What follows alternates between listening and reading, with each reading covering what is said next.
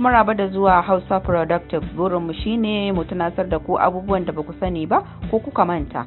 In baku danna subscribe ba, to tabbas an bar ku a baya. A danna subscribe sannan a danna ƙararrawar sanarwa.